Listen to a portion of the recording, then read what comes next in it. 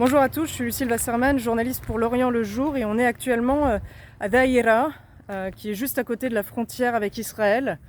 On est sur place aujourd'hui parce qu'il y a une trêve actuellement qui a été déclarée et donc beaucoup d'habitants sont revenus sur place pour évaluer l'ampleur des dégâts, récupérer quelques affaires. Daïra, c'est une localité qui a été particulièrement touchée depuis le 8 octobre et donc on va vous montrer les dégâts qui ont été causés ici.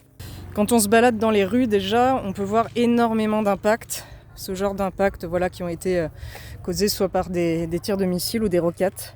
On entend actuellement des drones d'ailleurs israéliens. Vous pouvez le voir ici, c'est une habitation qui a été particulièrement endommagée. On a pu s'entretenir avec les habitants autour qui nous ont dit qu'une attaque au phosphore avait brûlé une partie de ce garage. Voilà l'intérieur de la maison.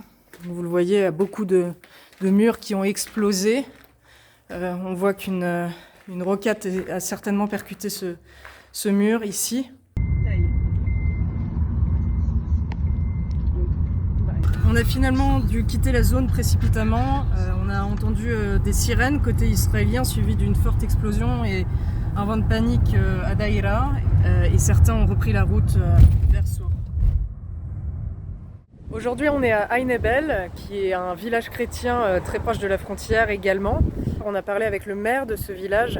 Il nous disait que 60% des familles étaient parties pendant le conflit et que pendant ces jours de trêve, elles revenaient justement pour surtout reprendre des affaires d'hiver. Vous le voyez, la plupart des habitations n'ont pas été endommagées. Il y a 9 roquettes qui sont toutefois tombées sur ce village, dont certaines sur un domicile. On a rencontré son propriétaire.